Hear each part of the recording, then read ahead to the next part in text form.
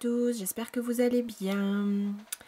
Alors aujourd'hui je vous propose de travailler ensemble ce col avec des franges. Donc c'est un col qui est vraiment assez simple, c'est-à-dire que si vous avez l'habitude de crocheter, vous allez voir que c'est un modèle assez simple. Et si vous êtes débutant, ça pourrait tout à fait vous convenir puisque du coup ce sera accessible pour vous. C'est un modèle simple parce qu'en fait, comment dire, j'ai choisi de le travailler comme ça car la laine en elle-même, je trouve, se suffit largement.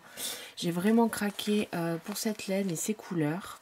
Donc même avec un point tout simple, je trouve que ça fait vraiment un rendu magnifique. Donc j'ai pas, comment dire, compliqué le modèle pour qu'aussi on puisse finalement apprécier et se régaler les yeux entre guillemets avec vraiment ces couleurs que je trouve magnifiques.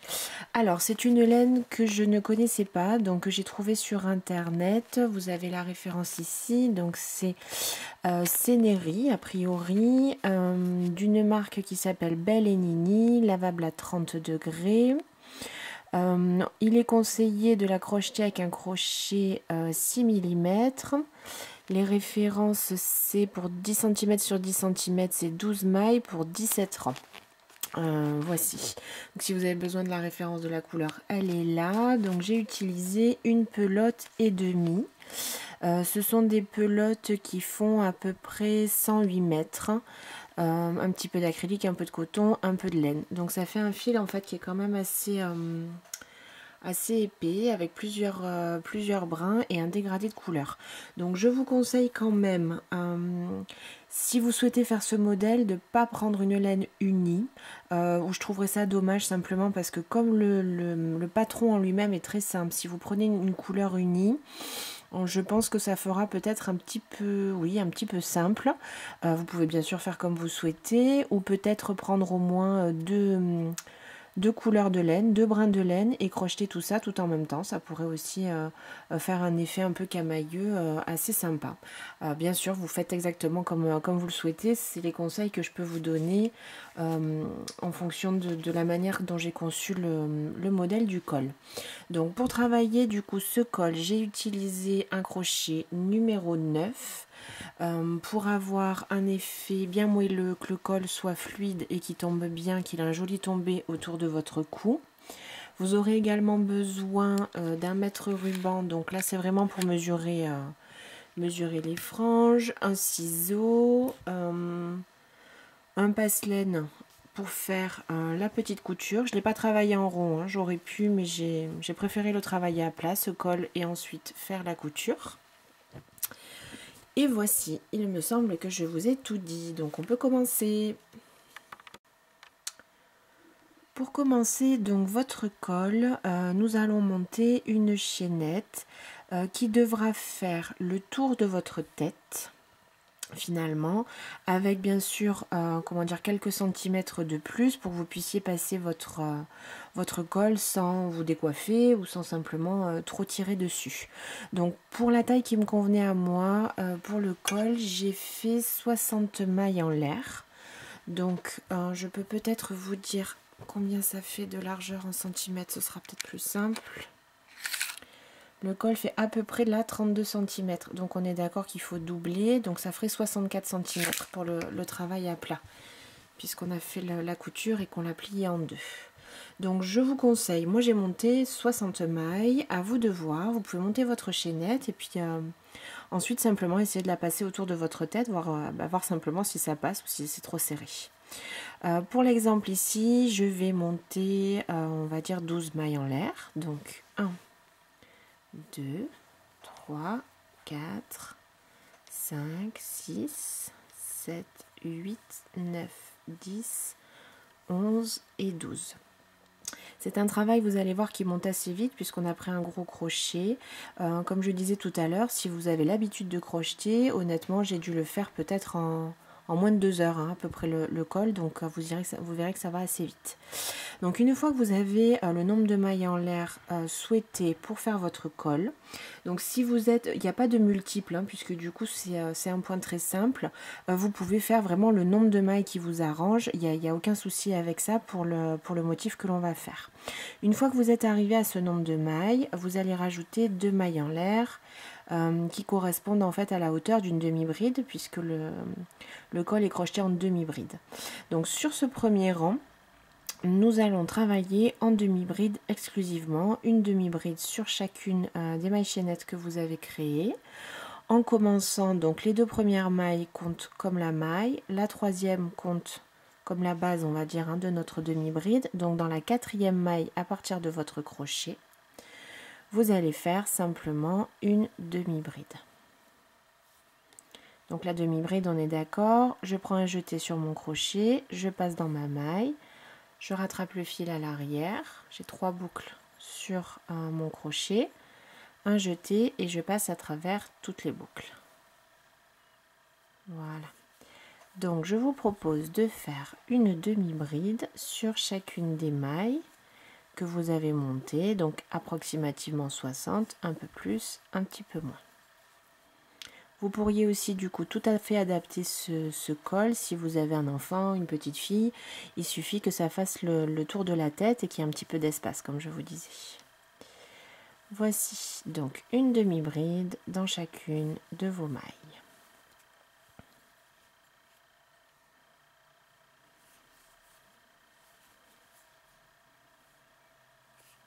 Et voici. Me voici au bout. 2 mailles en l'air pour tourner et on tourne le travail. Donc ces 2 mailles en l'air, elles vont compter comme une demi-bride, c'est-à-dire qu'il ne faudra pas aller travailler dans cette première maille, mais dans la suivante. Donc, vous laissez cette première maille de votre rang et on va travailler dans la suivante. On va également travailler dans le brin arrière. Donc le brin arrière, c'est ce qui fera en fait le relief, pardon. C'est ce qui vous fera le relief du point. C'est ce qui fait aussi que le col est élastique.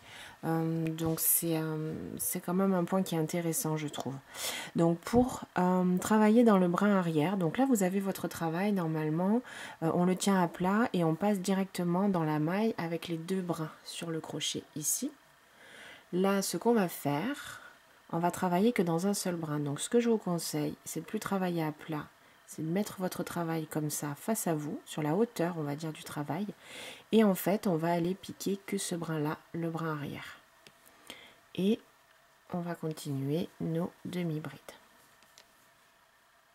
Donc là, pareil, au lieu de prendre les 2 brins, je mets le travail comme ça, hop, en hauteur, et je passe à travers la bride arrière.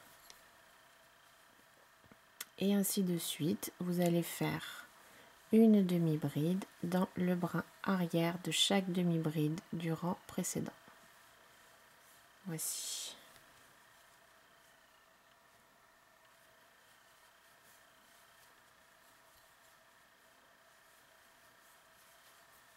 Voilà.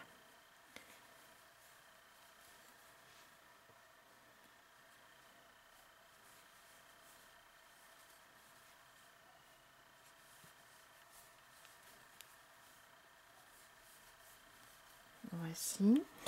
Arrivé à la fin du rang, n'oubliez pas, du coup, comme les 2 mailles en l'air de chaque début de rang comptent comme une bride, il vous faut absolument à chaque fin de rang travailler du coup dans la 2e maille en l'air que vous avez constituée.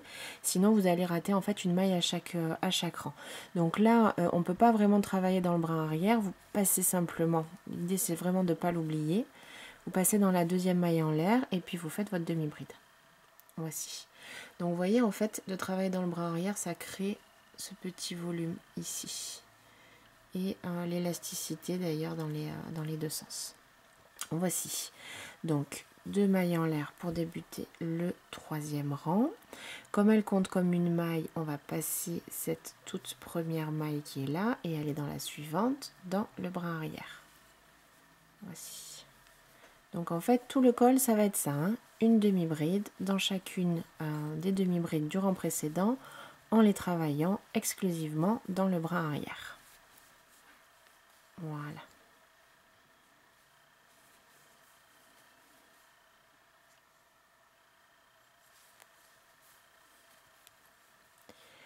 Vous pouvez travailler autant de rangs que vous souhaitez. Donc pour ma part, j'en ai travaillé 18. Voici. Là, n'oubliez pas, hein, vous voyez à la fin, j'ai mes 2 mailles en l'air. Je n'oublie pas de faire une dernière demi-bride dans cette maille. Si c'est plus simple pour vous de compter à chaque rang, ma foi, pour être sûr de ne pas en oublier, vous pouvez le faire, hein, bien sûr. Sinon, il faut vraiment vous dire de ne pas oublier cette dernière maille à chaque fois, de faire une demi-bride dans la 2e maille en l'air de votre rang. Donc, comme je vous disais, j'ai fait 18 rangs au total, en changeant ma pelote en cours de route.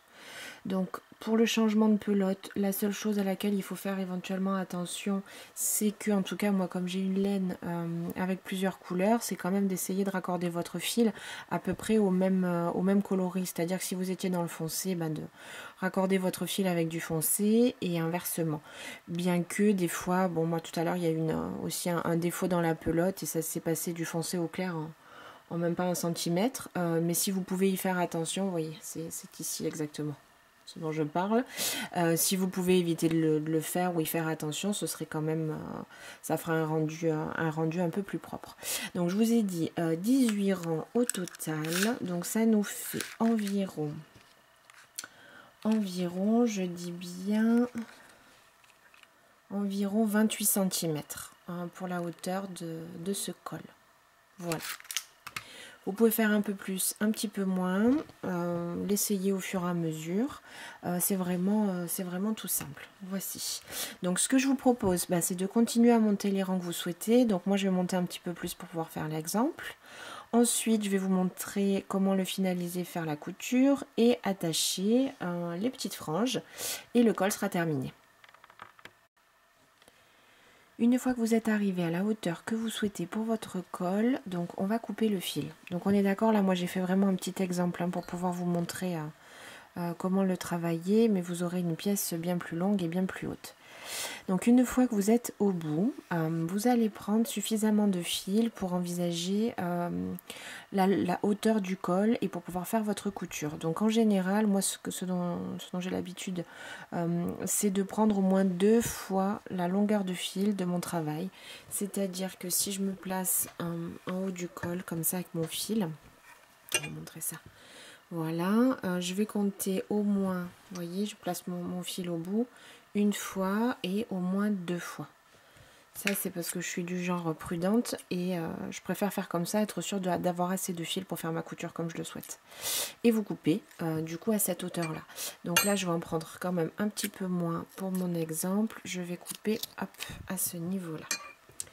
Une fois que vous avez coupé votre fil, on va faire le premier nœud. Donc vous faites un jeté avec votre crochet et en fait on va tirer le fil et le passer voici pour faire un nœud. Vous allez ensuite choisir comment vous souhaitez placer votre col ou éventuellement quel côté vous plaît plus.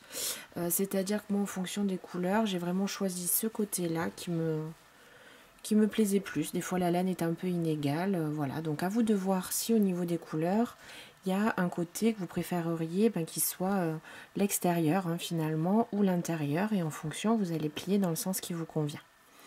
Une fois que ça c'est fait, donc on va prendre le passe-laine et notre col. Donc pour faire votre couture, il y a certainement plusieurs manières de faire. L'idée c'est que ça se voit le moins possible.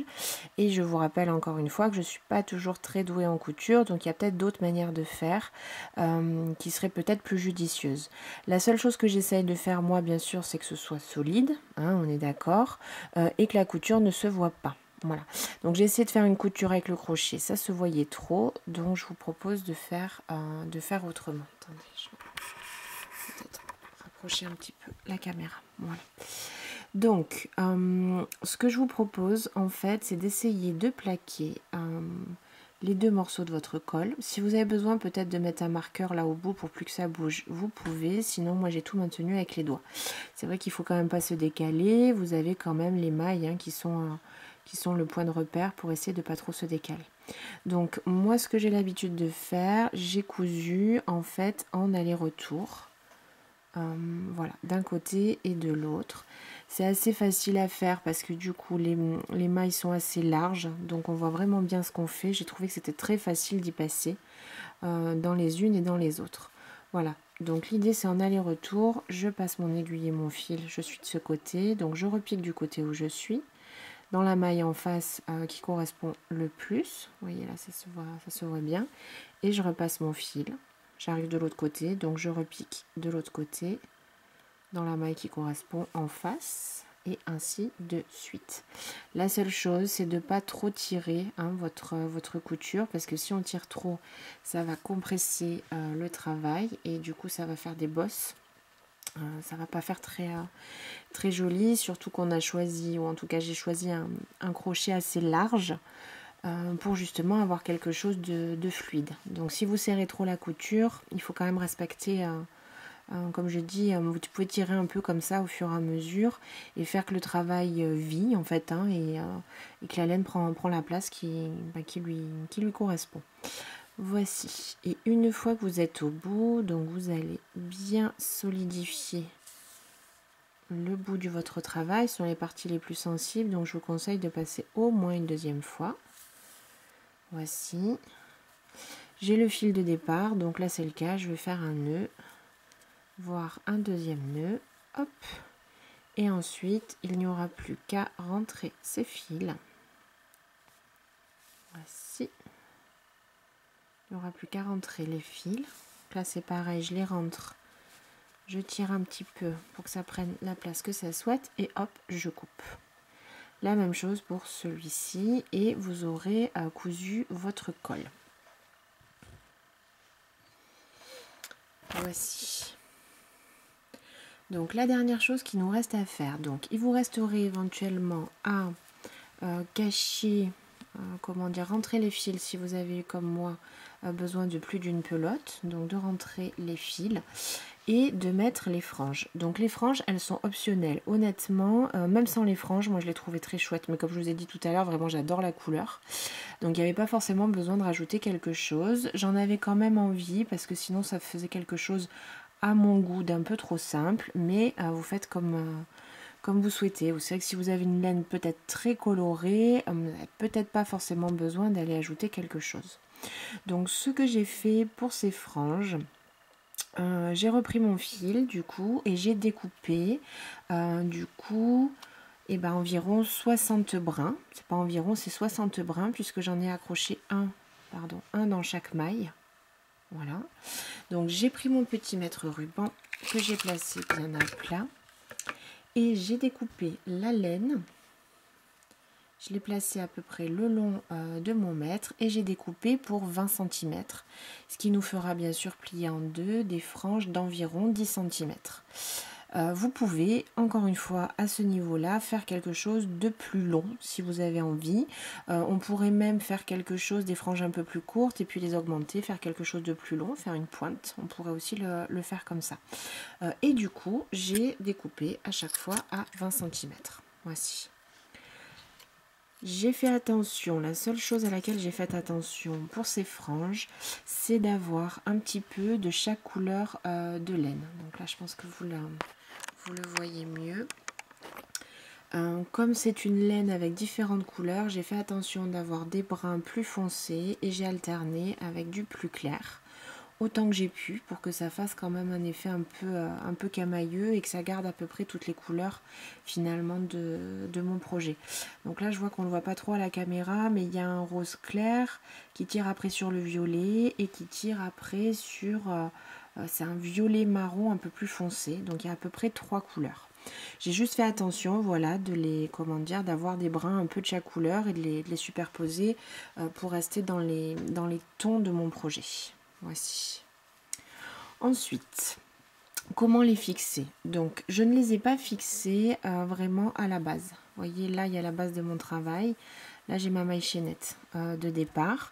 Alors, j'ai juste choisi, c'est tombé comme ça, comme je vous ai dit, parce qu'en fait, je le voulais comme ça par rapport aux couleurs. Hein. Vous pouvez le prendre vraiment dans n'importe quel sens, même si vous avez la maille chaînette en haut, c'est pas grave du tout. Et je suis venue m'accrocher en fait dans les brins qui ressortent du premier rang. C'est-à-dire que j'ai laissé en bas mon premier rang et je suis venue accrocher mes franges dans les brins, dans le brin avant en fait qu'on avait laissé quand on a travaillé. Vous voyez là, il y a le brin arrière qui est à chaque fois pris par une maille. Et je suis venue m'accrocher ici. Je vais vous montrer. Voilà. Simplement, ça c'est pourquoi j'ai fait comme ça, parce que du coup, quand vous le mettez autour du cou, si on met les franges tout au bout, ça fait quelque chose d'assez plat. C'est-à-dire que vous avez le col et puis hop, les franges qui partent sur votre poitrine. Et là, voilà, je voulais faire quelque chose qui est plus en relief. Le dernier rang, en fait, il rentre tout seul. Hein, vous voyez, il se met en place tout seul comme ça. Et du coup, les franges, elles sont un petit peu plus... Comment dire, ça fait moins plat. Je ne sais pas comment vous dire ça. Ça fait un travail plus en relief et en tout cas, moi, c'est ce que je souhaitais. Donc, si je reprends mon petit exemple qui est ici. Donc, en fait, moi, je me suis accrochée, comme je vous disais, dans le brin avant. J'ai laissé un rang et je me suis accrochée dans ces brins-là. Celui-ci, dans tous les brins du rang, puisque je vous ai dit, j'ai mis une frange sur chaque maille, en alternant couleur claire, couleur foncée. Donc, comment j'ai fait ensuite ? J'ai pris chaque brin, du coup qui est environ de 20 cm. Je l'ai plié en deux. J'ai repris mon crochet avec lequel je suis passée dans chacune des mailles voilà, qui restaient. J'ai attrapé mon brin, je l'ai passé à travers, comme ceci, pour faire une petite boucle. Et j'ai repassé les deux brins à travers cette boucle pour faire ma frange. Voici, j'ajuste éventuellement si j'avais pas pris bien au milieu et je tire. Voilà. Voilà notre première frange. Donc en fait, il suffit de répéter sur chacune des mailles que vous avez sur tout le tour de votre col. Si vous souhaitez ensuite égaliser vos franges, vous les mettez bien à plat, puis avec le ciseau, éventuellement vous égalisez. Moi j'ai laissé tel que, parce que je trouve que ça se voit pas du tout en fait avec le volume. Et puis ça me convient comme ça, donc du coup j'ai pas vraiment repris les franges. Voilà. Donc il vous faut continuer à découper autant de brins que vous souhaitez en essayant d'alterner les couleurs et de les placer de cette manière. Voici. Et votre col sera terminé. Voilà, voilà. Comme je vous ai dit, c'est un projet vraiment très accessible, très rapide. Et si vous choisissez une laine qui vous plaît ou avec plusieurs couleurs, le rendu est très chouette, même si on est sur un modèle assez simple. Voilà. Je vous conseille bien sûr, avant de le porter, ou peu importe la laine que vous avez acheté, de le rincer ou de le laver au moins à la main avec un petit peu de lessive pour être sûr, surtout si vous avez la peau sensible pour ces projets qu'on porte autour du cou, de le rincer, au moins de le tremper, voir si la laine dégorge quelque chose ou pas. Alors ça dépend bien sûr aussi de la qualité que vous avez choisie pour votre laine, mais je vous conseille quand même de le faire, peu importe la laine que vous avez choisie. Comme ça, vous êtes au moins sûr s'il y a, il y a souvent une petite odeur ou quelque chose d'un peu industriel ou des matières qui ne sont pas toujours top sur les laines.